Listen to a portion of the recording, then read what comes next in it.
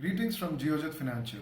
Welcome to this IPO review of Kalyan Jewellers Limited, a leading jewellery company in India. The issue opens on March 16th and comprises of an offer for sale by its promoters and also a fresh issue of shares amounting to 800 crores. Geojit Research has assigned a subscribe rating to this IPO, but only for investors with a long-term perspective or aggressive investors.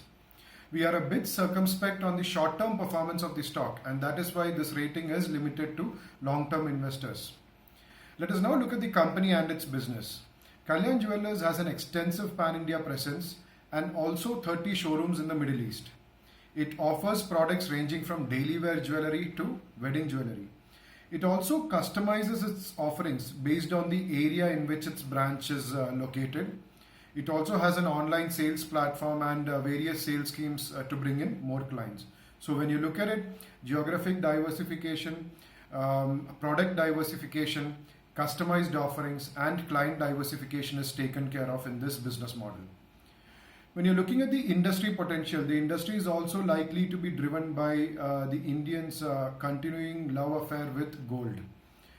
Over here, the market share for organized players, which includes Kalyan Jewellers, the market share for organized players is expected to increase to 40% in 2025 from the current 32%. Of course, driven by consumers' increasing brand consciousness and their discerning nature. But in spite of the leadership position and the brand image, this is not reflected in the financials of the company, which has been on a roller coaster ride over the last 3 years. In FY19, the company registered a net loss because of natural calamities in the southern part of India, from which it derives almost 50% of its revenues.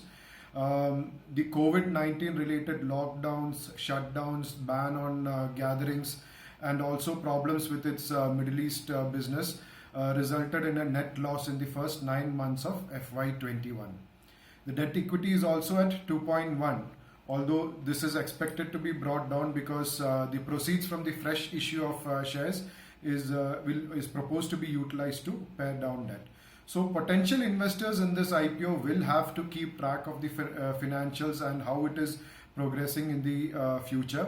The management has indicated that domestic sales is recovering almost to pre-COVID levels, but the overseas revenues, which accounted for around 20% of its revenues in FY20, is recovering slowly. Of course, there are other generic risks that the company faces, generic risks to the sector in terms of volatility of gold prices and in terms of the seasonal nature of its business. The other concern is with respect to the valuations of this IPO. The upper price band of this IPO, the valuation seems to be a bit on the expensive side. Now, even when we do a peer comparison, the fundamental ratios of this company is also a bit on the lower side. But looking at it on a long-term basis, if the business improves as expected, the PE, the 1 year forward PE on an estimated FY23 basis comes to around 25 times, which seems to be on the reasonable side. So short term, the valuations might seem a bit expensive, but going forward, if the company recovers, if the business recovers as expected, the valuations do not seem that expensive. So to summarize, looking at the established business model and hoping for the expected recovery in profitability, we have assigned a subscribe rating to this IPO, but only for investors with a long-term perspective. You may refer to the detailed IPO note published by Geojit Research on Kalyan Jewellers. Thank you and happy investing.